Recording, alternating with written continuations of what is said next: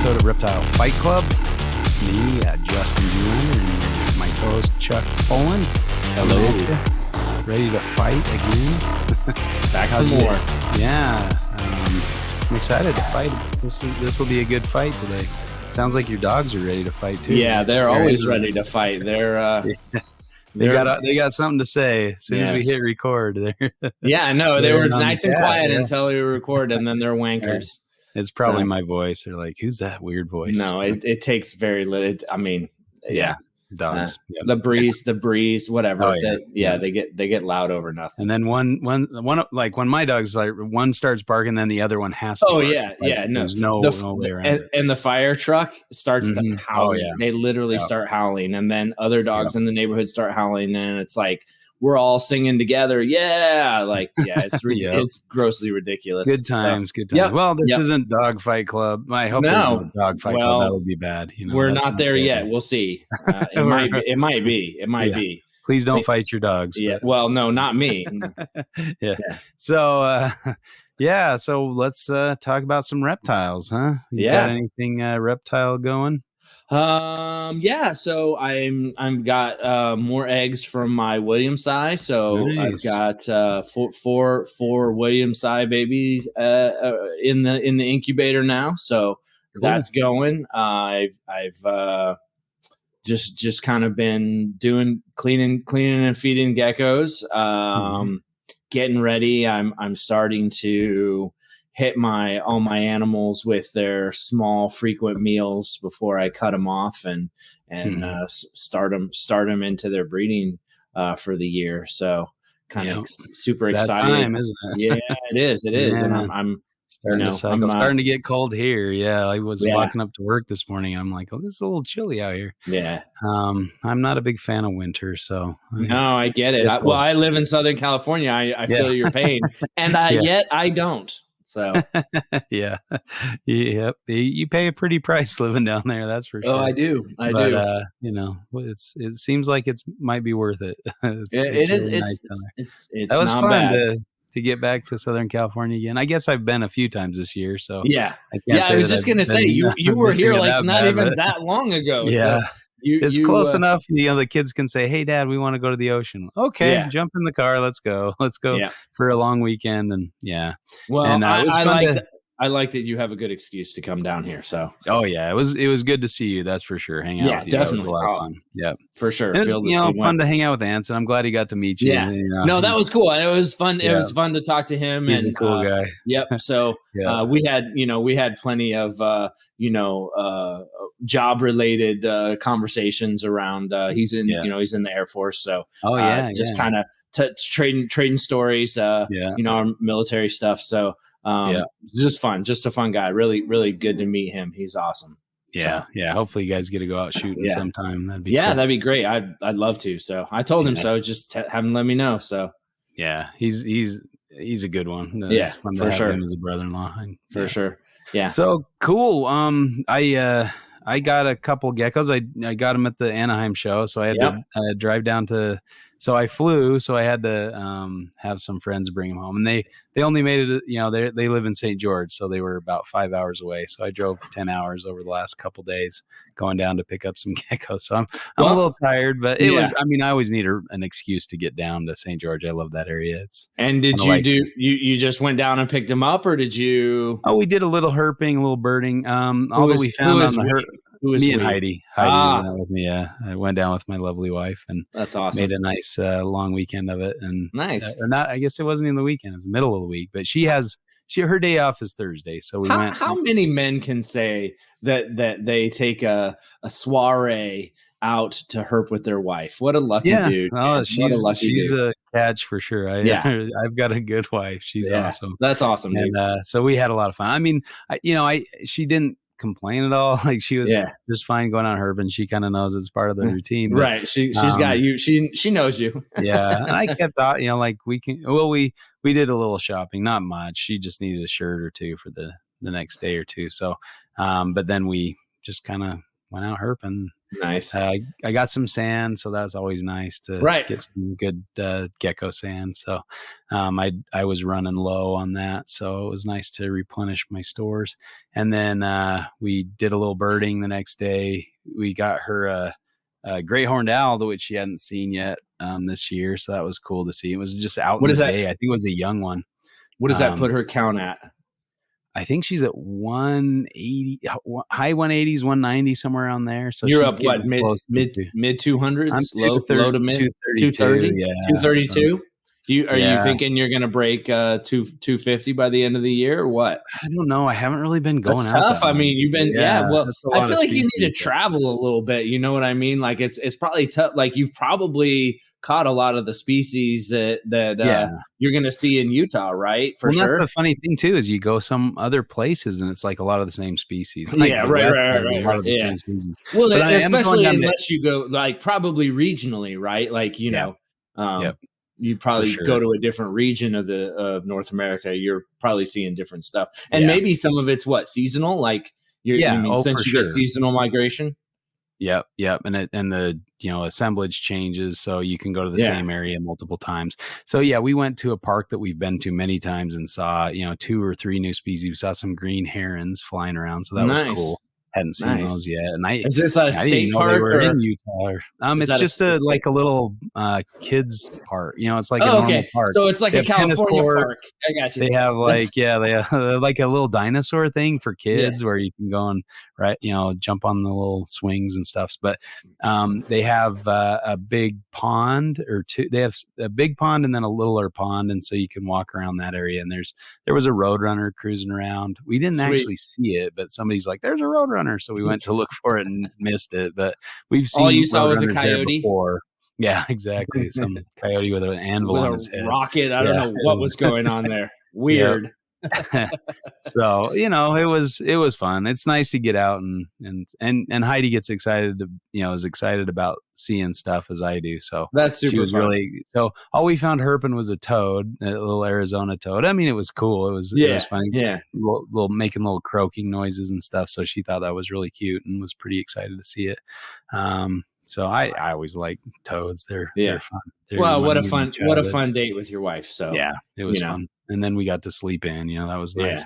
I bet, dude. I bet. So, you've kind of been nonstop the past. I mean, from the Super Show and going back. I'm sure you had to get right back to work, and then you had to go get those geckos. Which I mean, today I've been spending time. Just we got the end of one of our contracts with the government to screen antiviral compounds coming to an end, and so I've been working on the reports and all that stuff. And I had to have a call with the project officer because our counts were off and we billed them for more than we should have. So I got to adjust. We had to adjust our invoice. It's just so you didn't tell him like, "Damn, the man." No. Today was not a fun day. You don't overcharge the government. Let's just put it that way. Well, you can, but you pay them back. Like you don't. They don't. They're not going to pay. They're going to get their money back. That's for sure. And we like to keep on their good side. And for sure. I don't know. I have heard, and maybe this is completely off topic, but I've heard a lot of people on Facebook talking about research, like they know what's going on. A few of our reptile friends. Chris Behoff was going off a little bit too, and he admitted I was off base. I was just. What was he saying? Just that research. They were saying that researchers are biased based on who's funding them. So you're going to make the people who are funding you happy, and that's not how research works, right? Yeah. You put together a proposal of work that you want to do, and it's funded or it's not funded based on the feasibility and the importance of what you're finding. Well, and I think if a research or if a pharmaceutical company or whoever who's funding it doesn't like the result, they'll just shelf the research. They won't they're not going to tamper with the efficacy of the research. They just may not. If the research is not flattering, they may take it back because they have to, or, take it back to a model and start again. Or they may just, there's plenty of instances where research never makes it out. But the idea that I feel like we talked about this, or maybe I've said this before, but, the idea that everybody from the researchers all the way to the marketing and the government, and that are all crooked and it's all cooked. Like that requires a conspiracy of proportions that you can't even get enough people to cooperate on these days, right? So just that idea that it's like, it's all rigged, it's all like, well, first of all, and no scientist wants to create something that's going to hurt humanity. That's not why people go into those types of endeavors. So that's just not to say that some, companies might not try to stretch, a dollar, stretch the data to make it look like their stuff might be better than it is. And we actually had a company that was asking me to compile some raw data for some studies that we did for them. All the results were negative. And I said, no, I'm not going to send you that data. I'm not compensated for that time. All the data is negative. We gave you the summary of the data, basically, saying what the activity of your drug was. And it's all zeros. Like, I don't know what you think you're going to find from the data. Oh, we can find, hints of efficacy. I'm like, no, you can't. That's not how this data works. And I'm sorry, I'm not sending it to you, and she was mad. She was trying to get the government to force me to, do that. And she was offering to pay for it. And I said, no, I'm not going to send it because I don't feel comfortable with what the way you're going to interpret the data and potentially misrepresent it. She got highly offended and very upset, but hey, can't we agree that even a good data set can be misrepresented by people who want to maybe cherry pick data to make it kind of look a little bit, but I would say those are very few and far between because they're wasting their time, they're wasting their money. It's nothing's going to come of that. They're not going to get any drugs approved through the FDA where they don't have good solid data. And I think during the COVID stuff, Johnson & Johnson experienced that. I think where maybe it wasn't Johnson & Johnson, maybe it was I think it was Johnson & Johnson where they were publishing a study and I think it was the FDA basically pulled back and was like, hey, no, hold on. We want. So I think they cut the data off at a certain date. But if you run the data out further, what it showed was that the percentage rate of effectiveness actually went down a little bit. So the concern was they were using maybe a little less, a little more incomplete of a data set to kind of show a higher efficacy. And the FDA said, no, dude, you need to include your entire data set because it more accurately represents how safe or not safe or how effective, not safe. I'm sorry. It was. Yeah. And that's why we need the FDA. That's why we need, to kind of control those kind of things because the, companies may go that way, but, for the most part, I haven't really seen that because, they kind of spin their wheels that way. Anyway, and I think way off topic. Sorry. I do. I do understand that there's a push-pull force in there, but the idea that, researchers and scientists are wholly on the side of, some bought off profit scheme that, is destined to harm humanity is a ridiculous notion. Yeah. So, and I just hope people I think there's a lot of misinformation and that's tricky because it's hard to wade through that. It's hard to know who to trust. So I would recommend talking to somebody in the actual field that you're discussing. I mean, there's a lot of, chiropractors that are going to give their opinions on how to deal with COVID. And, I've been going the rounds with one of my friends from high school that's a chiropractor that thinks he knows, he's an anti-vaxxer and I'm like, dude, you've got medical training. Like, I get it, not everybody has the same, view of things, and that's fine. You can have differences, but when you're making just baseless accusations, there's some new one about I think using your or something. Using your professional title, if you're a professional, to reinforce your opinion about something that you're not really an expert in. So it's kind of like using a professional title that's misleading. People hear doctor, so they assume you are a doctor of something relative, and it's like, oh, you're a doctor in virology. Like, no, I do backs. Like I'm a chiropractor. Well, and that's getting back on topic. Writing the books. I think it was either Bob or Russ put on the cover Dr. Justin Julander or Justin Julander PhD or something, and I'm like, okay, it's true, but it's not really relevant. And they're like, oh, it's okay, you've got that title, let's just put it on there.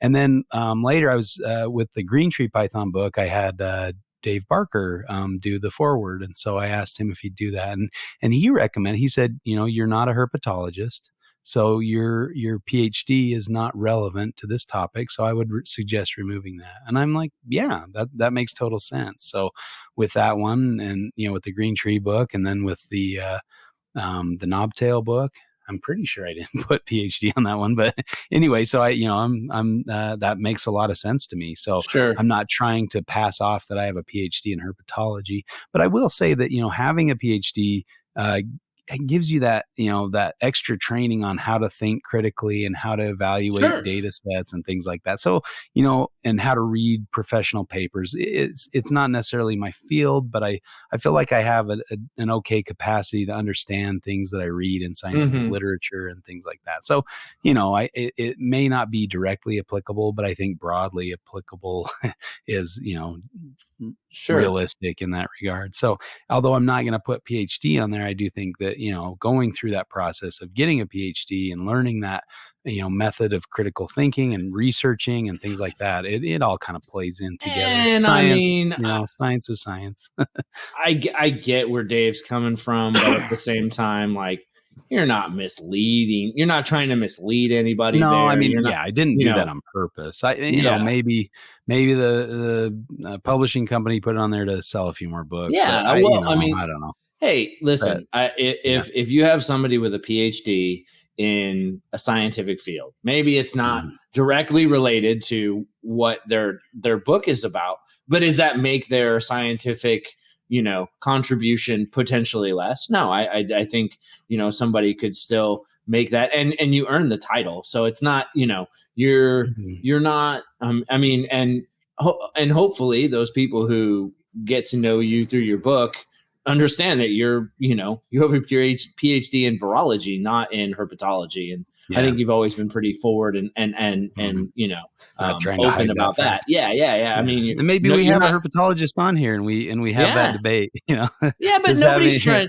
Yeah, nobody's trying to hose or anybody. No, because I do think PhD. Yeah, I do think the herpetologist would definitely have greater depth in this area than I would, and could probably do a more complete job in some aspects of the writing than I could. So, well, it is what it is. Like I said, you're not trying to hose or anybody, and there's an example of somebody without a PhD who's just hacking their way right through people's. But that guy's smart. I mean, maybe that's another topic for some day. He's smart he's smart how to game the system. He's gaming the system, and he understands the antiquity of some of these things, and so he can manipulate it and start his own publication. So but he's still everything's peer reviewed publication, in but he's quotations. doing it as being a wanker, right? Like he's a butthole, Well, I mean, from his perspective, I think he started out with a reasonable intent, like,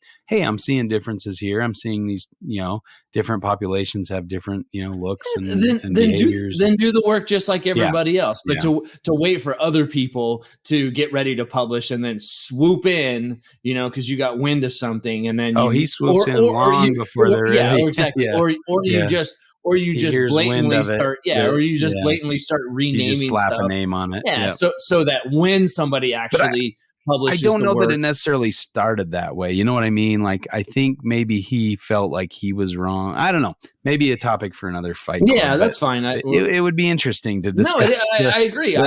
Pros and cons of Hoser. But then again, if you say his name 3 times, so I think we're on 2 times each. So we can't. I think I've said it a couple more times. Appear. So. But okay, so we'll You know what? We'll chew that one over. If he shows up, he's got to fucking fight. I don't want him on here. He's a train wreck. Yeah. Yeah. No, I know. Anytime he chimes in on a post, you're like, oh, great, here we go. Yeah. Well, yeah, it's you don't just but you don't just I dream of Jeannie, wink, and then you show up here. So that's the beauty of the beauty of not getting. Yeah, you don't get the link, you don't get in. No ticket, no laundry. Yeah. Well, should we get on with the fight here? Oh, we're gonna fight today? We got to fight? I think so. I think we better. Let's fight. Now that we've lost all our listeners talking about, our complaints about science. These guys are just like, listen here, left field. If that's what you, I know people how are going to say that was not political. That was science. That was not political.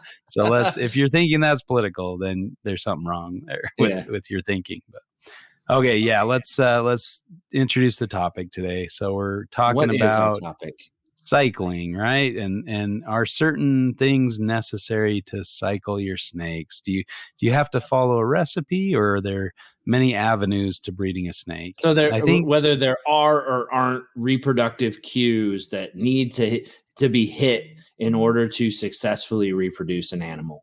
Yeah, I think that kind of sums it up nicely. And I think this was maybe precipitated a little bit after listening to Shane talk about his experiences with breeding Halmaheras on Herpetoculture Pythons radio, and some of the things that you're like, that matches my experience, and other things like, no, that doesn't really line up with what I saw. So it kind of gets the brain working and thinking about these topics. And hey, do you really have to have certain things happen to breed an animal, or can many different avenues? Is there a lot of ways to breed a snake? More than many ways to skin a cat.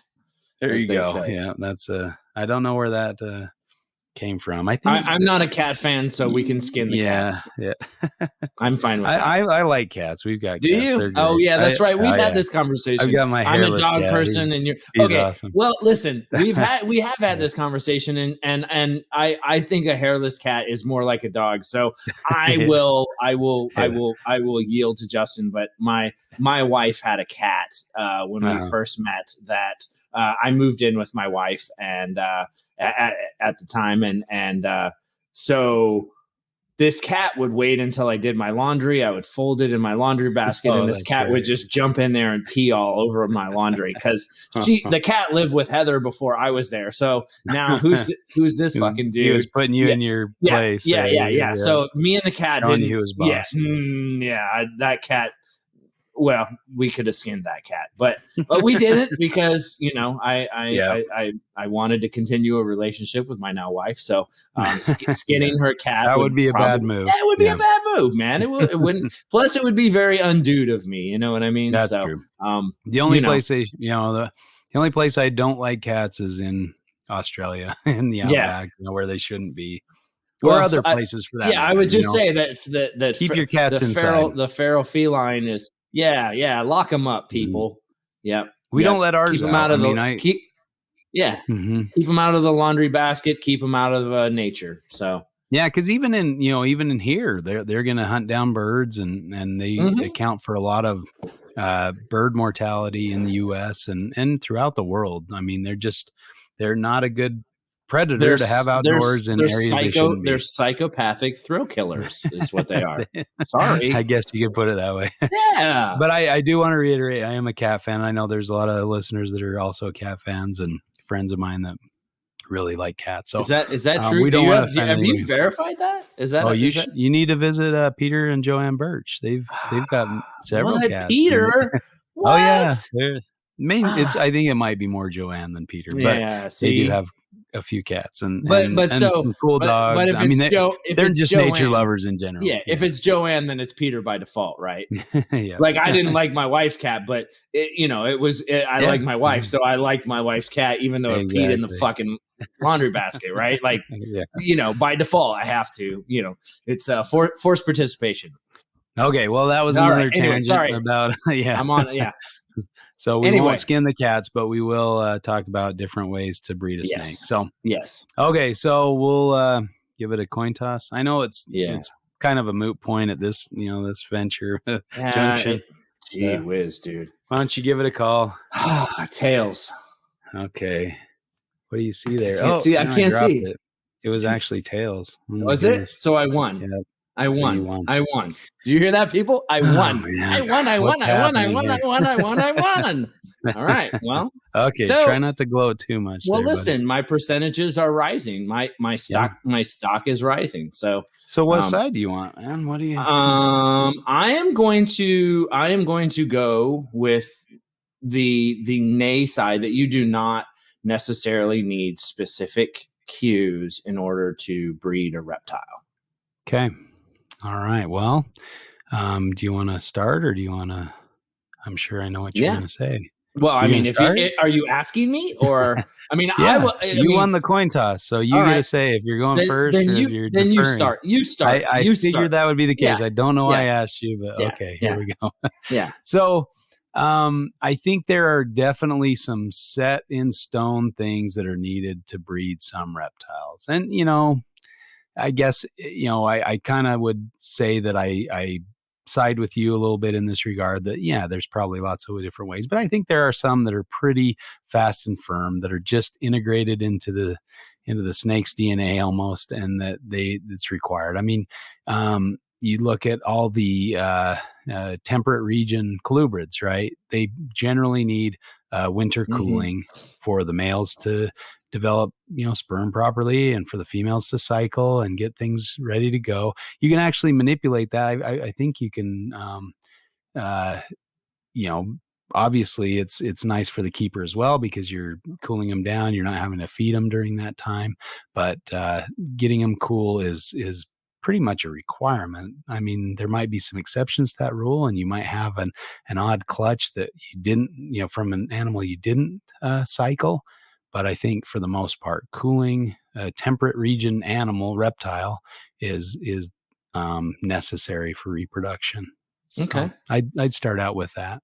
Okay, that's good. So I am not Mr. Colubrid. So I perhaps am speaking a little in ignorance, and this has just been try with a diamond. Yeah, try breeding a diamond without cooling. Yeah, sure. But so and my this goes back to, when I first started, it goes back to Reptile Radio with Terry Phillip, and it goes back to me starting to reconsider how I kept my stuff. And I like that flat temp idea that Terry has. And that's kind of how I keep the ambient in my reptile room is that 78 to 80 degrees. And I don't heat my babies. I don't heat my juveniles. And the only time I heat my adults is when they're going through their reproductive cycle, and they're either have follicles or they've ovulated, and they're cooking eggs inside of them. So, I mean, I guess my thought process is, and like I said, I'm not a colubrid guy. So do they need that cold period? Because people talk about diamonds needing, well, you got it, and they're like, I might as well just put this in the freezer for a couple of hours. And like, do you really need to get them really cold? Because it's almost like we brag about how cold these snakes can get and still do fine. But my question is, and in nature, do they get that cold? Yes, absolutely they do. But is that a functional requirement of them being able to breed? Do they need 50 degrees for their sperm to be viable? Or do you need to keep them at a temperature that you don't cook their sperm by keeping them a little bit too warm? And so what we're looking at is nature. So we're looking at that natural cycle, and we're seeing that they cool down, and that we're seeing when they warm up, and we see when they lay eggs. And so there is this cycle that we use. But what I'm saying is that because nature's driving the bus and we're just interpreting that, and we're saying, okay, well, if I do what nature does, I can be successful, right? That makes sense to me. Yeah. But is that necessarily the case, right? And I guess the other part of it is, I feel like like reptiles, especially when you start to go into classes of reptiles. I feel like pythons in general, they all have some of the general same requirements, even though they come from different areas of the world, right? And we say like, oh well, you can't treat a ball python just like you treat an endo species. Well, maybe you actually kind of can. I mean, maybe there's some certain requirements, but in generality, do you have to stick a ball python because it comes from, the African, a humid African area? Do you have to heat them up and keep them warm all the time, or can they exist in that 80 degrees and then you just warm them up when they're in their reproductive events? Because I have had no issues across, and but all things in their place, I keep stuff that's very similar, right? So Yeah. I just to me, I question when we say like, you have to hit certain hard points when you're breeding an animal. Otherwise, it's not going to work. Now, I think, we talk about, use Terry's Morelia Python's radio interview as an example, and was what it was? I think I said reptile. Yeah, My bad. Okay. That was one of the. He might have been on the other one, but I remember the one that he did with Eric and Owen, and he made some really interesting points and talked about some things. Now I followed up with some of those things with him, and talking to him and visiting him and out at the reptile gardens and stuff, and over phone conversations and stuff. I think he's coming at it from a different perspective than most of us because he has so many species that he's caring for. Yep. And so his room has to cater to all these different species that have, very different requirements from each other. So what he's doing is he's kind of boiling down, okay, what's the regimen that we can get the most of these things to perform with and be healthy in and potentially reproduce in. And that's been that kind of 78 to 82 degrees. Most species do well there, do all right, stay alive and thrive and nobody eat. Will throw up their meal or exactly. It's a safe place for an animal, for a reptile to be, or for most snakes to be. I'll say that. I'll say that. Yeah. But I would argue that may not be necessarily the best way or the most reliable and repeatable way to breed any given taxa, right? If you're trying to shoot for majority, it's like trying to govern, a state. You've got to kind of listen to the majority of your constituents and try to do what they would want you to do. And there's going to be some that are just going to be miserable under your leadership because you're not listening to them because they're on the fringe or they're, not. So there, I went and did make it political, but anyway, we I think, if you're like you, where you're specializing in certain pythons and you kind of want to find those key elements to be successful repeatedly, because I think you can get clutches and you can get eggs from animals when you're just keeping them kind of that middle of the road, doing. Well, but if you learn from their, cycling or their natural cycles, and you're like, well, maybe they don't have necessarily a cool down period, but they have wet and dry periods. Maybe I'll dump a bunch of water on them for a couple weeks, and maybe that'll signal, and you can do those studies and figure out what will work. Now, I guess the downside of the dangerous side of that of trying different things is sometimes you just kind of screw up the animals because you're trying something different every year. So that's probably not the best thing to do if you want to have repeated success. It's like, pick a lane, stick in that lane, and you're going to probably have more success that way. But I would say that, when you're starting out, you might want to consider those natural events because that's what they've evolved to do. And that's what they're, used to signaling their reproductive strategies. So I do think that those natural things are kind of hardwired, and there's some that are definitely necessary to breed those species. Yeah. So I like a lot of that. I think pick a lane, stick in your lane is probably a good way to go. I think with harder to breed things, and this has been just my experience, is that, you have to get them established. you have to, and you can listen to the interview Shane did, which was fabulous. And listen, my animals were like 100 grams when I got them. I had a reverse trio, a female and 2 males. And Shane's animals were much older, much bigger from what it sounds like. And he had a very difficult time. And so, it's the struggle, but it's the perseverance. And I truly believe that why Shane was successful and why I have been able to be successful is that we long game the shit and year after year after year of not having success, but still continuing to keep that animal in. I think steady state economics is something that all animals look to when they're trying to make reproductive decisions, right? If you're just changing shit from year to year all the time, the animal's like, what is going on here? I'm not sure where I'm going to be next year or next month or whatever.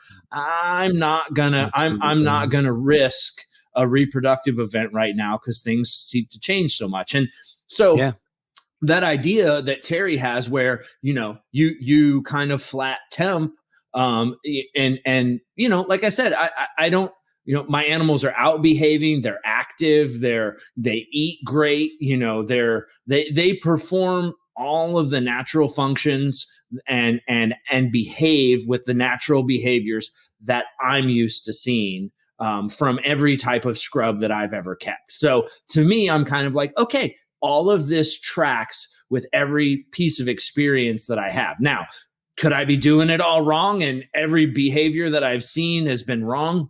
Maybe, possibly. Is having successful clutches necessarily a sign that you're doing everything right? No, but it is a marker of something that animals that have never been bred, or have been bred so few times in captivity are now successfully breeding year after year. Maybe that's just the animals. I think, for me, I think things like having a female and having 2 males that have contact with each other I'm goading those males into breeding her. Sure. And I think there's situational things that have zero to do with seasonal triggers. Are there certain seasonal triggers that I use? Yes. Are they absolutely? So one of the things Shane talked about was that he worked heavy with humidity, and gave them a lot of humidity leading up to the breeding. And the first time I bred the Tracy A, I did the same thing and I had success. But the second time I did not, and I had success. So did I do it well enough, or did the first time just kind of, roll out the red carpet for everything after that? Like, so, and it's kind of like that. And that's what I'm saying is I don't think there's a form, like people want to say like, that's the one thing you didn't do. And if you would have done that, it would have worked. Well, I don't know about that, So you want to respond? Go ahead.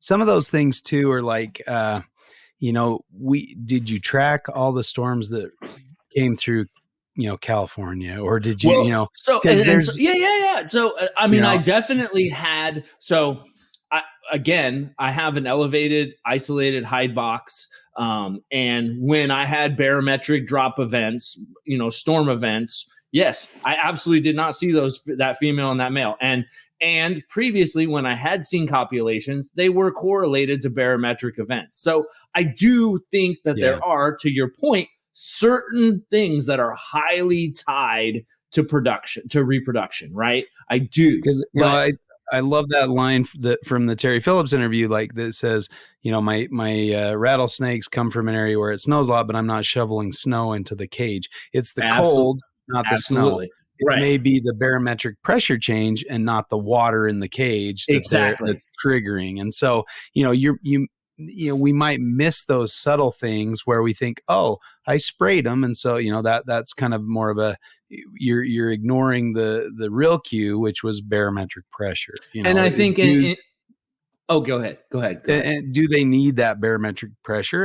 Maybe it's important for some species. Maybe that's kind of what triggers them more so.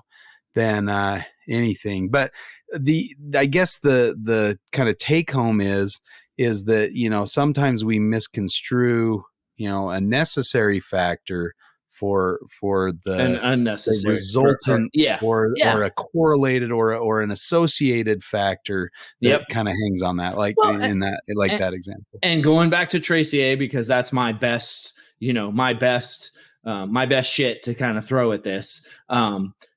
You know, I think when people think about the Halmahera Islands, they think, oh, it's, you know, stable temperature, warm, humid, rains all the time. Well, my experience is the Tracy, they hate water. They don't want to be wet. That's not their. They may enjoy the humidity. They may benefit from that, but spraying water in their cage, they don't like that. You know what I mean? And so I think, you know, maybe having humidity at right times, cool.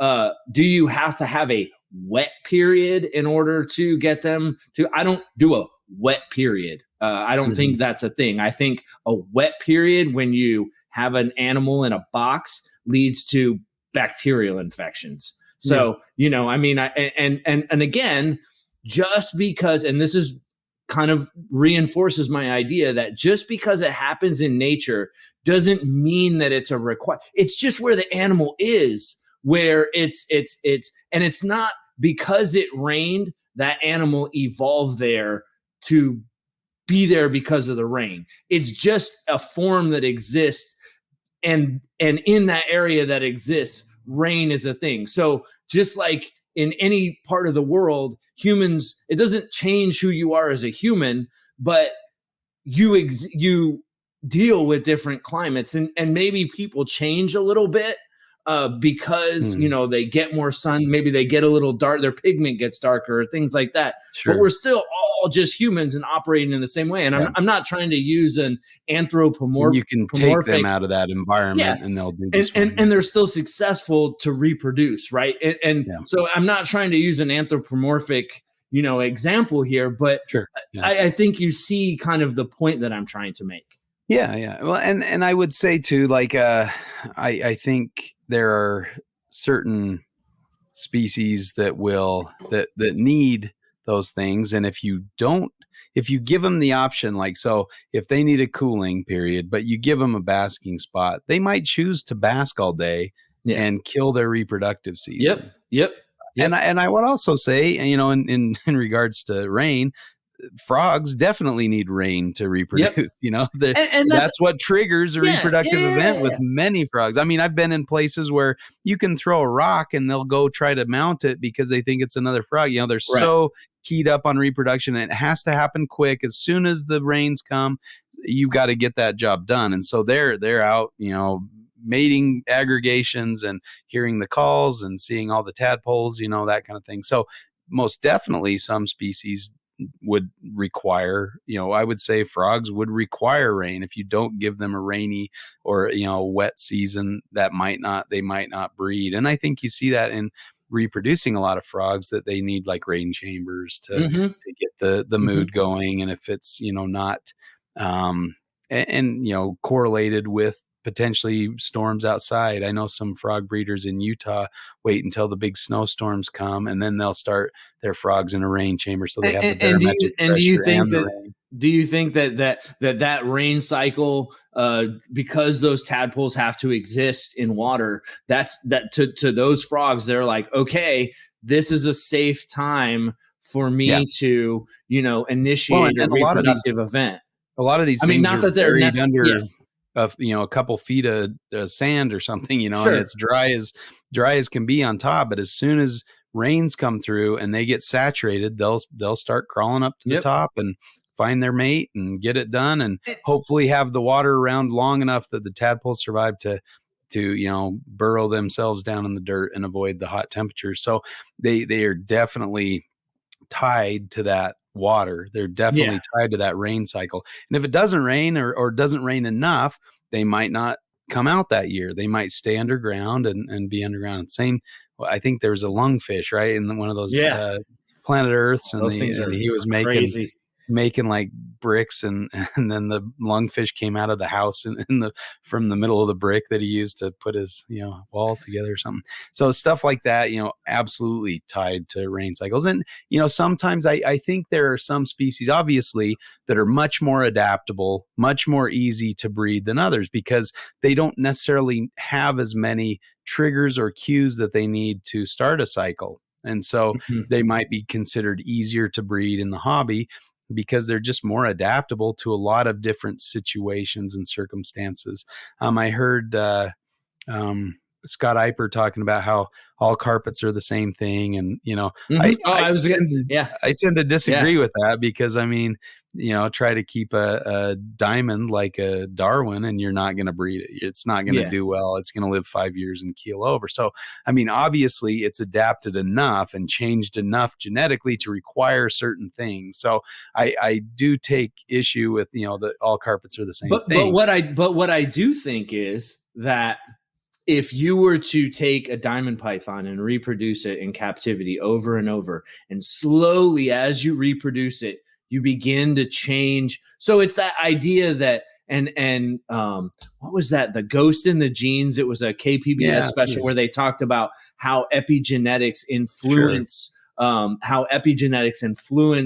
environmental changes, and how, women who bear children in times of famine, actually the children become smaller so that the mortality rate in the women is lower. And so we used to think that genes from one set of offspring to the next are a blank slate. And now we're starting to understand that there's a whole flood of epigenetic changes that are happening from parents to children. And so the idea that, we've all of a sudden taken something that's used to sitting in an environmental cycle from annually to, month to month to whatever, and now we've put it into captivity. If you can take that and make it a stable thing for them over the period of time through their epigenetic changes in their offspring, they will be able to begin to change. And I think, with enough time, you'll probably be able to breed a diamond python, maybe not necessarily like a Darwin, but maybe like a San Diego diamond python that's lived in San Diego for 50 years. Right? Sure. Yeah. I not to say that you see what I'm saying. You see what I'm saying. Time, But there are some species that would just die out because they can't keep up, or they can't make those epigenetic changes to keep up with the changing environment or things like that. Whereas others can, because they're more adaptable. I think that's what we see with reason. Extinction, right? Yeah. That's what extinction is. That's kind of this point of, and I can't remember. I think it was maybe Nick or somebody that's kind of bringing this up, like, or I've heard it from a few different people, but the fact that some may have 7 factors that are necessary to line up to get them to breed correctly, and others might have 1 or 2, and so, and you can hit multiple different things and they all work, whereas others might need a little more cue, like an amphibian. If you don't give them a rain cycle, they're not going to breed, or you don't give them enough water to breed in, they're not going to do it, so they're just wasting their energy. And I do kind of wonder about that, because I definitely do not disagree with you that there are certain environmental things that are essential and are essentially tied to reproductive events for certain things, right? Yes. Pat yourself on the back. Yep. Do your Rocky dance at the top of the stairs. No, I agree with you. But at the same time, I don't think that, So there's 7 or 8 things that have to line up for an animal to reproduce. Well, that's kind of shitty for an animal if it's got a couple of bad years and in a changing environment. And what I'm speaking to is the plasticity of animals. They have every living animal has to be placid in the way that it is, because reproduction is a primary drive. So maybe, you know, that idea of like, oh, well, it reproduces, so it's happy and healthy. Well, maybe not. I mean, that's like one of the most important functions for an animal. So maybe it'll reproduce and you're still screwing things up. But yeah, you can see animals that will reproduce themselves to death. You know, right, absolutely. They'll put every ounce of energy into. I mean, chameleons are a great example. They're kind of like the insects of the reptile world. They'll breed. You know, they'll start producing eggs even if there's no male around, and they'll die egg bound because that reproductive drive is so strong. Does that mean you're keeping them right? Not necessarily. You know, because they're going to reproduce because that's what they do. You know, and I think so, there's a lot of different species that could fall into that category. And so to sit there and be like, well, chameleons reproduction isn't everything, right? But it's the most important thing to the reptiles, and so for animals, yeah. So, I mean, yeah. So, but I don't think they can just change willy nilly to match whatever, you know, environment they're put in to reproduce. And but like I'm saying, some might be able to do that. Some might require less stimuli. Some might be able to colonize every area of the world and reproduce fine. I mean, mourning geckos are a great example. They're colonizers. They've made it to, you know, Hawaii, Australia, all these different areas, and they do pretty well. But I don't see them in Utah. You know, they haven't made their way to Utah and can't adapt to our environment here.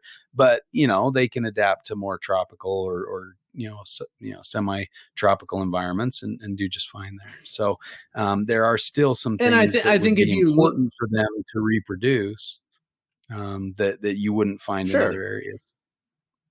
And I think if you but and conversely, if you were to take, and this is very apparent in plants where you get invasive species, and they're, you know, they're highly they're high. The plants are highly prolific because in their native habitat they have to outcompete. But if they make it out of their native habitat, that, you know, their reproductive strategy is high because they're in high competition. But when you remove their competition, all of a sudden they become, you know, an invasive species because there's nothing checking them anymore, right? So I mean, it's like you have to take. I mean, you kind of got to take the apples and the apples, right? A little bit, and so you know, but like, you know, going back, I think, you know, the conventional wisdom was that Traceae were you know, that they needed to be kept warmer and that was what it was. And, you know, clearly that doesn't seem to be the case, that you keep them cooler. And you know, I don't actually remember if Shane kind of talked about what his temperature regimes look like. I know he talked about what he did for eggs, and what he did for eggs was very close to spot on with what I did. So I think, you know, python eggs have a certain incubation period. And I think, you know, Somalia in general have long incubation periods. So, you know, that idea of having a longer incubation period, cooking those eggs higher in higher temperatures is not good. I did mine 85 to 86. I believe Shane said he was more like 87, if I believe 86 and a half, something like that. And it's still on the lower side compared to other pythons. Absolutely. And so when I tracked maternal incubation with pygmy python, the clutch got over 90 several times. Like it was but you I was surprised they hatched. Did you get time data on that? Like how long were they over 90? And like, were they long events or were they short events? You need to read my books better. There's a temp graph in there that shows the, you know, hour to hour changes in that. Well, not everybody has your book, so I'm just trying to help out the audience at large. But as a plug, please get Dr. Julender's book on Antaresia. It's amazing. It's got a graph in it that will answer all of these questions for you. Anyway, continue. Yeah. So, you know, I do think there are some species that can colonize well and that can adapt to just about any, you know, environment, you know, say like a pigeon, or, you know, you can find those anywhere in the world, and they can reproduce and do very well just about anywhere. Whereas others, you know, I guess I look at Australia. I love Australia, so I like to talk about those animals there. And you see some animals that have a huge range. They cover basically the whole continent. You know, you see, I don't know, like what's a good example of that, but they maybe a certain gecko species, you can find them just about anywhere, like a binos gecko or something. And then you find other geckos like the leaf-tailed geckos that are found on a single mountain range, and they have a very, very restricted range. They're kind of on an island, and maybe changes to the environment that are a little extreme or rapid, such as anthropomorphic climate change and things like that, would result in their doom, and they're going to go away or become extinct because the changes are too rapid for them to keep up with. And that's why they're in this position anyway, right? Because the aridification of Australia is drying out, and then they're kind of stuck on these little islands of habitat that work for them still, like the green tree pythons in Australia as well. They're remnant rainforests where they can kind of have a little niche or toehold in their area. But if it continues to dry and those rainforest patches go away, they're going to go away too, Sure. But that's not to say in a few million years, when the earth balances out again and things start to cool down, they can make their way back when there's a land bridge or something in the next ice age. So, there is a broader picture, a bigger picture of, where something might disappear or change, but maybe the basal form can give rise to other forms, like say all the leaf tails came from a common ancestor, which is pretty likely, and then as they got stuck and kind of isolated in these different areas, they adapt and grow. But that's not to say in a million years, it might change so they can kind of interbreed and mix around and move around in a greater area and change that all. So that's the difficult thing with taxonomy, is right now we have a snapshot. You kind of take, I guess, the genetics play into that a little bit, where you can kind of see changes in the long run and changes in different genes and things like that. It doesn't, epigenetic changes are more rapid, right now, adaptive changes, whereas the DNA, that's kind of like what's happened over a while, to make those changes. And so, we have a snapshot, but what does that tell us, in the grand scheme of things? And so, I think, different taxonomists have different ideas of what these things mean. Anyway, that's kind of a little bit of a tangent there, but I do think that, some things are more plastic, and have those set requirements that if they don't see them, they ain't breeding. They've got to have those things. And so if you're trying to breed those in captivity, you say, they don't need that, you're probably not going to be successful with them. Whereas with others, if you go, a ball python might need, and especially as we, okay, I'm going to introduce another topic, but I'll let you respond to this one first, if you have anything to say on that. Yeah, I think that, and again, I just go back to what my experience is, and I am not the great and powerful Dr. Justin Julander, I will just stick in my lane, and talk about Tracier is I don't. God forbid everybody gets mad here, but I don't think Dave and Tracy Barker did a really great job describing the species. I mean, they named the species, but where do they exist in the Halmahera Islands? Are they at elevation? Are they elevation pythons? Are they down at sea level? We kind of understand what, and no knock to the Barkers. Like, I get it. I'm just saying, like, we understand where they come from, but a lot of very, very different microclimates exist on that island. It's not a small island. So, what exactly are they experiencing for temperatures? Look, Justin's getting a book.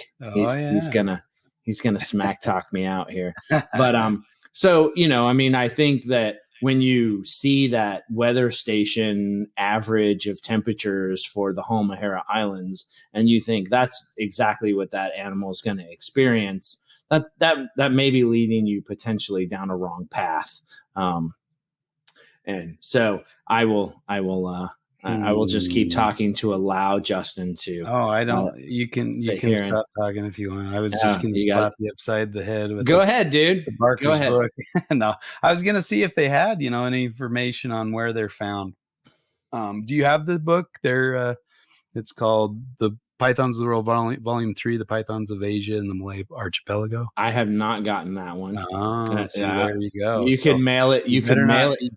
Talking about what the Barkers have or have not said. So I saw a paper. And I remember the paper fairly well. It's been a while since I've seen it. So that is what I'm assuming that their book comes from their primary research, since not very many other people that I know of have described or named the species after themselves. So I'm just saying, but I think typical of most insular python species, Halmahera pythons probably can be found throughout their islands in nearly every habitat and elevation. The Halmahera python is closely associated with forested areas. So it sounds like they might be able to go. So pretty much they said, yeah, it could be anywhere. And I don't know, how much, do you know how much the island of Halmahera varies in terms of elevation? I mean, are there big mountains on Halmahera? I don't know.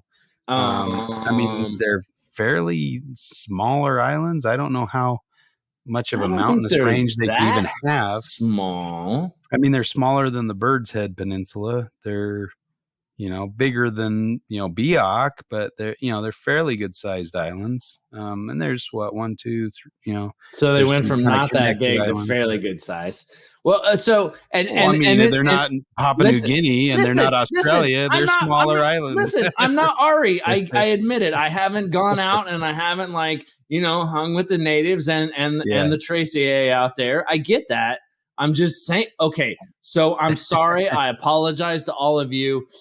Dave and Tracy, if you ever happen to listen to this, not talking shit at all. I'm just saying that, from what has been described and what people have tried to garner, I don't think that there was a very, that their natural care, if you want to call it that, is very well described. So it's left people to say I'm just going to take it from a weather station in Halmahera. And if you look at that data, Halmahera is pretty stable, right? It's warm and it's stable, but it doesn't mean that underneath the canopy or wherever these animals are residing, that is necessarily, they're not 87 degrees or 88 degrees or 85, whatever it is, right? 70 right. They're low, stable, and especially if they're largely nocturnal, and it's very equatorial, so you're not getting large shifts.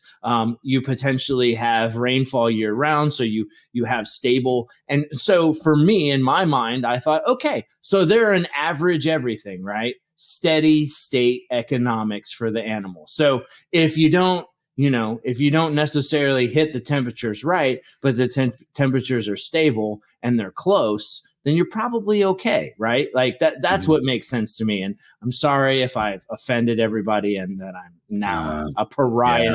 Justin, I think that's an automatic disqualification. Listen, the guy pulled the book that I don't even own out on me. So what? I mean, what do you want from me here? I have this book and you don't. I'm doing the best I can. Listen, I have a picture of a Halmahera in here. You have the book. You have the book. I have the snakes. Oh my goodness. There you go. It's gorgeous. No, it's fine. I prefer.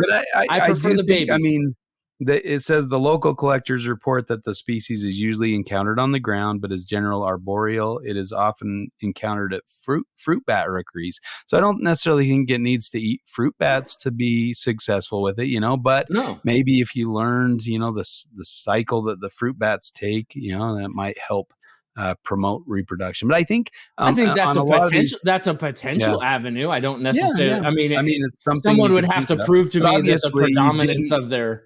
Yeah, obviously you didn't do that, and you were successful with them, and you didn't, think about the fruit bats. But I mean, food cycling can be useful for a lot of species. And I think that was another huge. You incorporated some of those. Yeah, absolutely. And that was some also that came from Terry and you as well. And I dare say Ryan and I, Young and I even talked about that a little bit. Yeah. Oh, yeah. And, just kind of doing, when I was getting ready to a month or a month and a half, maybe 2 months away from cutting off their food.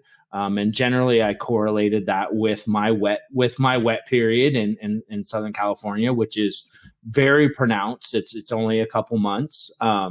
So potentially for me, if I have a bad wet season, I feel like I probably have a bad breeding season. But I would feed very small, very frequent meals, feed, Q, and then I'll cut it off.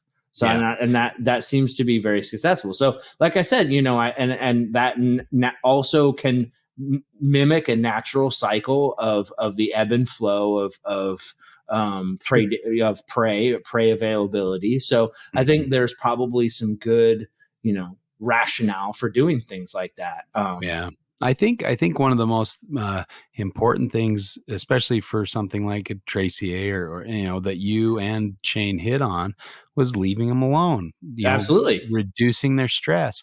And I think there's multiple ways to kind of achieve that. You can kind of just handle them a lot. You hear that from everybody. Oh, you just handle them a lot, and then they get used to handling, and they settle down. But what I'm saying is, that's potentially a way, if they got used to being handled over and over and over, and that stress went away because they realized, okay, I'm not getting hurt. I'm being handled gently. They're not jerking away or swinging me around or anything, and the stress of the handling or stress of interaction with people goes away. Obviously it's easier just to leave them alone and let them settle. But I'm saying it's possible, and maybe some species never settle down. Maybe Tracy is one that would never settle down, but maybe if you handled it enough, it realized, okay, this is just the food monkey bringing me food, and it's just getting me out of my cage, letting me get out in the sun and being handled. And so you're I love that. I think like that. That's funny, Mike. Yeah. So anyway, if you're handling and reducing that stress load, they're not feeling that stress, then maybe that serves the same purpose. And so you could say, oh, you have to leave them alone, or oh, you have to handle them a lot to get them over that stress. And you don't have to do either. You could do either or, and it would work, but the principle is the same. You're reducing their stress load, either by leaving them alone and not touching them or interacting with them or whatever, just feeding them occasionally, or you're getting them over the other way, and both could work potentially equally well. So I got to shout out to Mike's Monitors, who always talks about the food monkey. I did. It's hilarious. Mike's a great guy. Yeah, he's really great. So please allow me to retort. Okay, I do think what you're saying has some merit. I think you're going about it the wrong way. What I chose to do with my Tracy was that I stuck them in very plain cages. I took away all of their hides, so they had to exist in that closure openly. And that there is and always will be an amount of stress that comes from that. But you're not being handled by the food monkey. You're not being encroached upon as the food monkey opens the door and grabs you with this metal hook or whatever. But they're allowed to exist in a certain level of stress that to them is, and they would find that, openly find their favorite spot to sit in, and they would sit there. And I did that with them until all of a sudden they went from this shy, almost like a Biot chondro, where they tuck their head and they hide. And if you touch or go in there, they'll freeze. I think that what Bob Rock said about Tracy A freezing when they're highly stressed and I'm spot on. And I think we take that for like, oh, but we think when it's stress, they're going to start striking at us. And that's panic mode. That's way beyond stress, right? They're over the top at that point. Or food mode. Maybe they're very comfortable. They're thinking it's time to eat. But that's not been my experience. My experience was that when they flipped, when they became comfortable, and it's much like you see in baby carpets, where they're bitey, they're nervous, and then they get to a certain point, and all of a sudden my Tracy A flipped, and they started acting like every other scrub that I've ever had or ever encountered. And mine now are at the glass. They're inquisitive. They're seeing what's going on. They're, they see movement. They'll hit the glass, trying to eat, or, they're not this idea that there's some thing different than anything that we've ever experienced. I don't buy that. It's not been, in the interim, there's something that we recognize, but not something that we're used to in scrubs, right? But they're not wholly different. They're pythons, just like Tracy said. Incubate the eggs just like regular pythons, or treat them just like regular pythons. And I think once you can get them established from being completely stressed out and you don't kill them, then you can start to treat them much more like the Somalia family of pythons that they are. Right. Yeah. Well, and you didn't disagree with me. You said the exact same thing I was saying. Like, you did something to give them a certain level of stress until they realized it's not really stress. Yeah, and they but settle down. Listen, maybe their behaviors were. I don't know Tracy. Linda, but you walked right into my trap. No, I didn't walk into your trap. Your trap was crap. It was a cheaply made trap that did not hold me, sir. It did not hold me. You're trying to chew off your foot right now because you're in that trap. You are trying to chew off your foot. Calling me Linda. Come on. No, I said that you could handle stress two different ways. You could either help them get used to the stress of you, which you did, or you could just have them hide away from the stress, or you could ignore them, or you could kill them by grabbing them out of their cage. No, that's not what I said.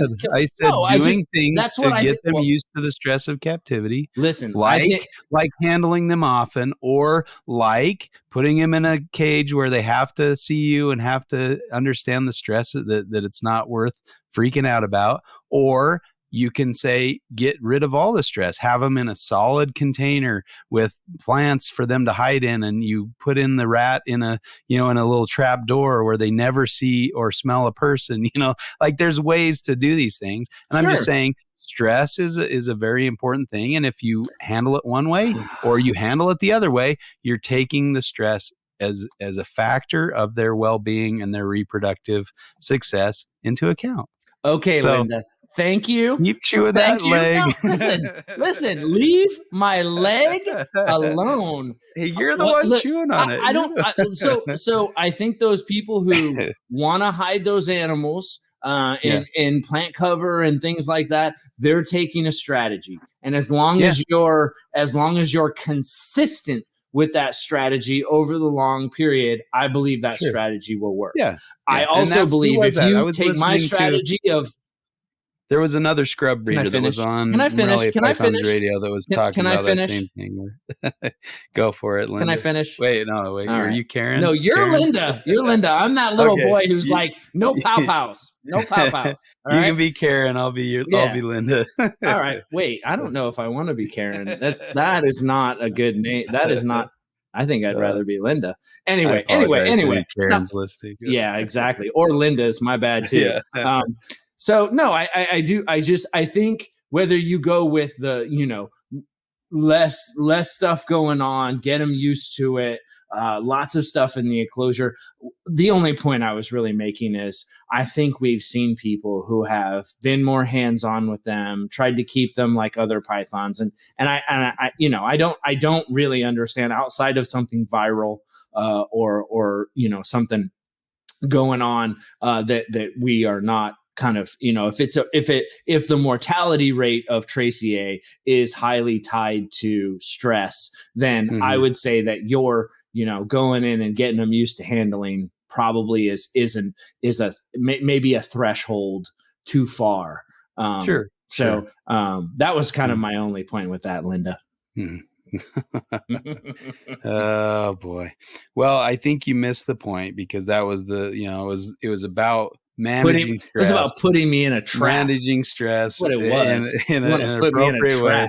And you walked right into that, to say that you disagreed with me, and then you talked about how you manage stress. Listen, I do disagree with you because there's multiple appropriate ways to manage stress. That's the point. Is what you're saying, and what your side is saying is that there is specific things you have to do. And what I'm saying is that yes, in managing stress, but how you manage that stress can be variable, right? But there are certain thresholds that you just cannot cross because I don't think that they lead to good outcomes. with right? certain species. With Yeah. I certain mean, yeah. species. And so that's what I mean. You have to find the detail that works for the species you're working with. Absolutely. Well, But the if you're principle not is if you're not managing yeah, stress listen, is critical to yeah, doing well with them. and if you're non-articulate about any species that you're keeping, if you're not interfacing with, you know, where they come from, the minutia of, you know, what is and what is not important, yeah, I would argue that you absolutely will not be as successful if you think you can just be like, well, it's a python, I just treat it like any old python. Now, does that mean that all pythons don't have similar physiology because they're pythons, right? Like, but can Sure. you treat every python exactly the same? No, absolutely not.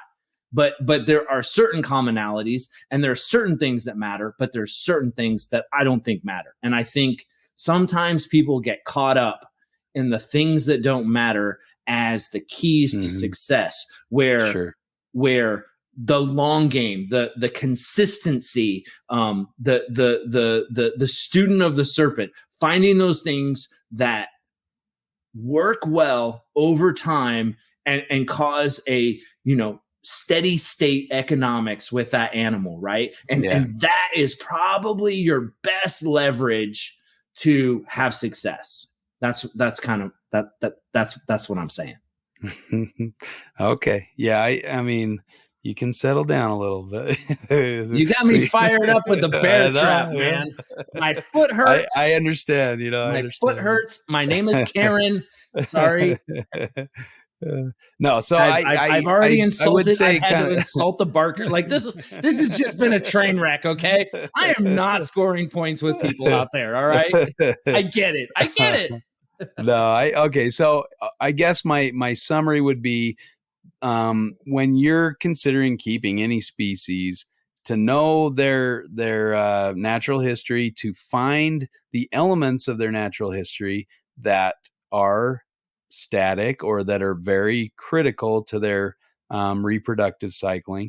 And I mean, you can build off of other people's mistakes. I mean, Tracy are a great example of that. I mean, how many people have tried to keep them and they've just died on them, you know? And so you can kind of talk to them. Oh, how did you keep them? Oh, I kept them 88 to 90 degrees, you know, and I fed them, you know, twice a week. And okay, maybe I don't want to keep them that way because that led to the demise of the animal. And so, you know, you can learn from the mistakes of others. Now, that's the hard thing, is getting you have to almost get somebody on the phone and start saying things that you've done wrong for people to feel comfortable telling you what they've done wrong or how, you know, what they think might have led to their lack of success. Some people, you know, may not know. They're just like, I don't know, I thought I was doing great and it died. And they can tell you their keeping regimen, and you can think, okay, maybe is there something in there I can go with? And maybe they had some crazy load of internal parasites that they didn't know about, or maybe it was just a cancer, some random thing that they couldn't control. So, you know, you have to kind of weed through that. But as you try to learn and be a student of the serpent and learn about the animal you're keeping, there are probably a certain number of things that are critical to their reproductive success and to their care, to their long-term well-being. And if you can identify those things, I think you're going to be much more successful. Now, if you get caught up in the minutia, if you get caught up in the like, okay, am I going to do this? Am I going to feed, you know, 8 meals a year, or am I going to feed 9 meals a year, you know, or am I going to feed during this month or that month? You know, it might not work out so well for you. But if you say, okay, what's the principle? A cycle feeding. Okay, I'm going to set up a cycle feeding regimen. I'm going to feed, you know, this many at this during these months, and then I'm going to try that out for 5 years or something and see what happens. I'm going to, you know, key in on storms. If I've got storms coming through, I'm going to throw them together and see if that results in more frequent copulation than when I put them together when there's no barometric pressure change, you know, and have ways to monitor that. I don't know. infrared cameras are cheap as dirt. You can buy a little remote camera, put it in their nest box, and you can see them. It might be crowded in there, or may not get the right angle, or you may not get the right view, but there's ways to try to, monitor these things. And like Shane said, sometimes they'll stick their tails out of the nest box and you can see what's going on, and they'll give you a little hint. And sometimes, like, you can look at the behavior of your animal. If your male's cruising around the cage, like Shane was talking about, trying to get out, oh, maybe that's a good time to let the animal out and go visit the female. So there's cues that maybe are imperceptible to us, but looking at the behavior of the animals can give you a clue. Maybe the female's putting off pheromones like crazy, saying, I'm ready to breed.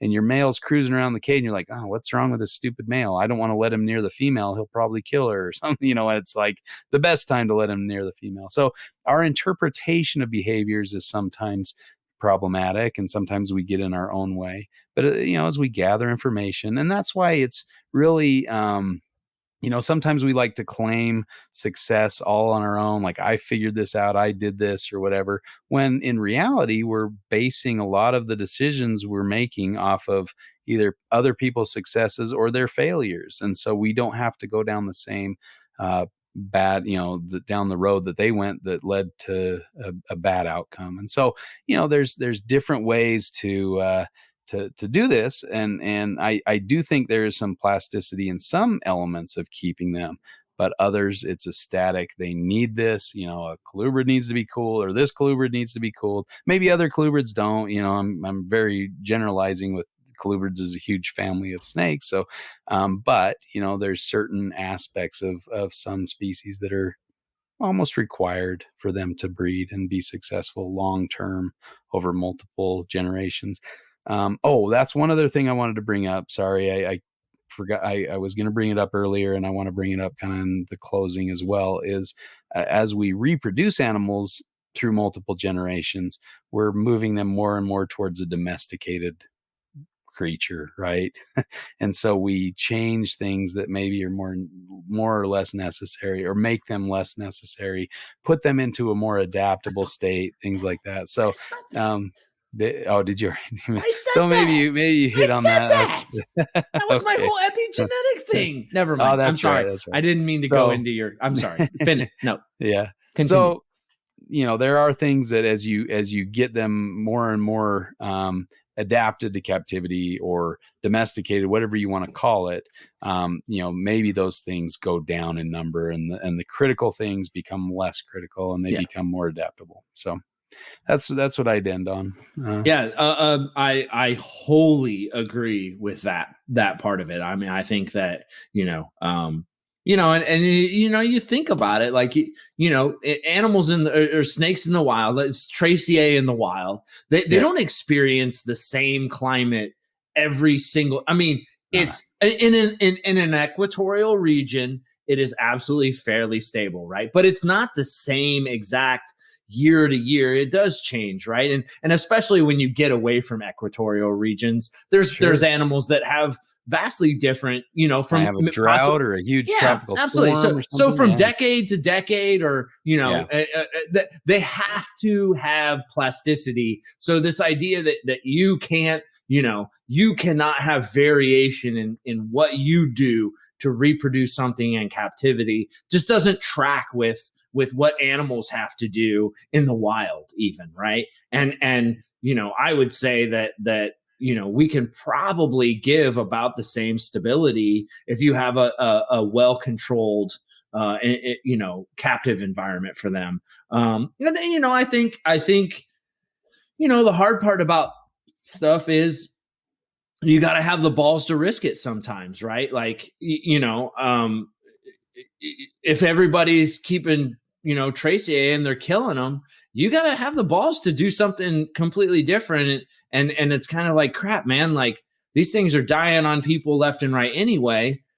What am I, like if I risk like running them all at a lower temperature or doing something that just sounds like that doesn't make sense from what I understand about where they come from or whatever, like, well, challenge that. That's okay. I think for me and everybody can come to their own conclusions, but for me, I feel like I made some insights, right? And maybe I'm wrong, but I'm having some success. So I want to ride that out and see where it goes. And if it continues, or if I can talk about it with other people and they do what I do and they have success, then maybe that's, that's not just knowledge, that's wisdom. Right. And I think the other hard part is, man, when you get like Bull and I that are 10K or, like that's, listen, man, like we don't even know how to breed this shit. And we're already trying to turn it into a profit pyramid scheme. Let's get our shit together when it comes to breeding these things and not make it a profit based, we can make it a profit based thing after we got it figured out.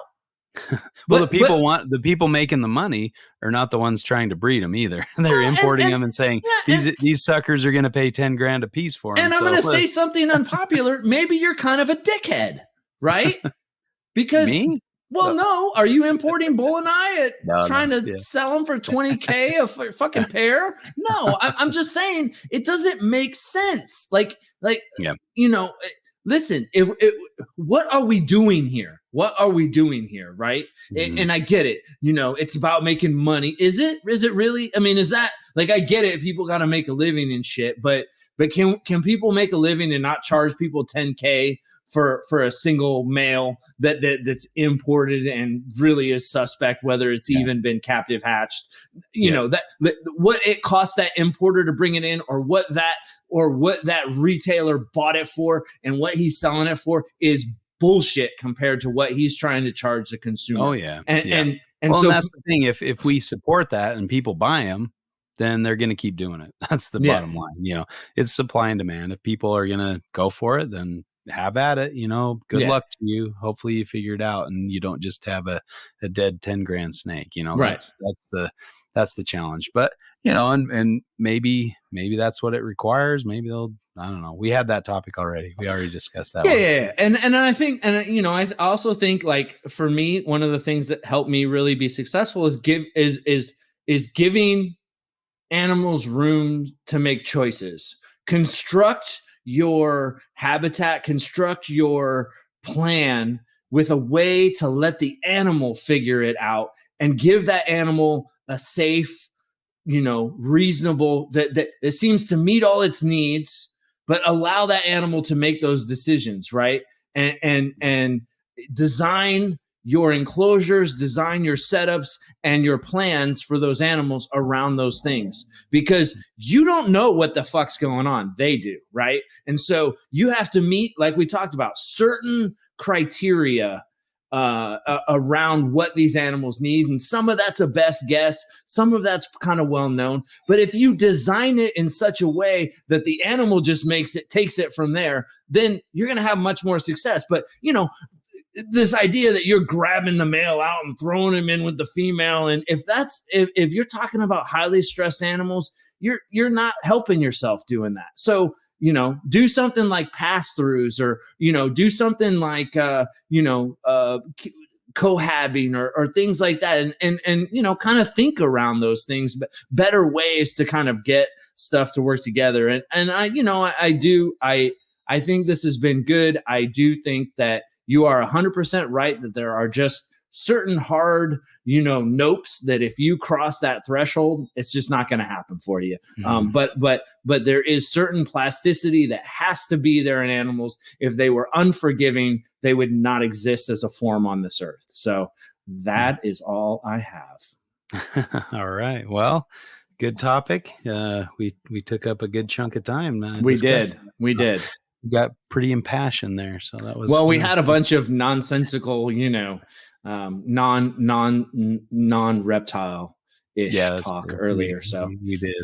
Yeah. Hopefully we delivered in the end, bear trap and all. Yeah, I think it was a good topic. Yeah, it was good discussion. Good fight. Yeah. Good fight. Yeah. All right.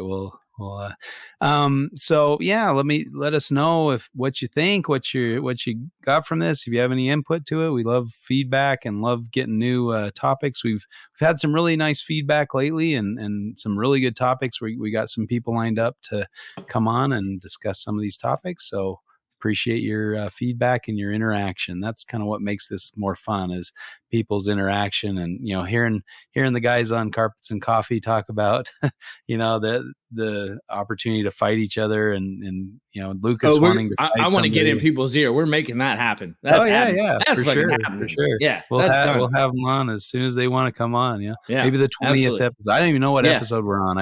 We got to be close. So I feel like that episode's coming, folks. Oh yeah. I don't think we want to wait 50 episodes. I don't want to wait that long. Come on, guys. Come on. People may not even be willing to listen to us at that point. So let's let us strike while the iron is hot. Yeah, but I think the nice thing is there's no end to topics. We can continue on. There's so many different things, and I think the interviews we did at the Anaheim show really bear that out. Show that, man, there's things that I haven't even considered. Really interesting topics. So that was kind of fun. And I think there's a good opportunity to bring up some topics that you've been thinking about and that are important, that you want to have people consider or think about. So, let us know. We'll get you on. And please. Like we talked about on our last episode with, talking to Ryan McVeigh and hearing, his impassioned, plea on different aspects of things in the hobby. There's a lot of things that are, maybe that we're doing that aren't quite that effective, and we need to change and develop and grow. And I think this is a good mechanism for that, to get people to think about things they might have not considered. So, tell your friends, tell your enemies, tell everybody, that there's some good fights going on, and they need to listen. So let's try to grow the audience, and get some more listeners in here, and get them thinking, because the more we contribute and the more we interact and discuss these topics, the better we can do, the more we can grow, and the more we can fill some of these things out and do better for the animals. So that's my plea to you. And thanks for listening, and we'll catch you next week for another Reptile Fight Club. Linda and Karen are out. Fight Club.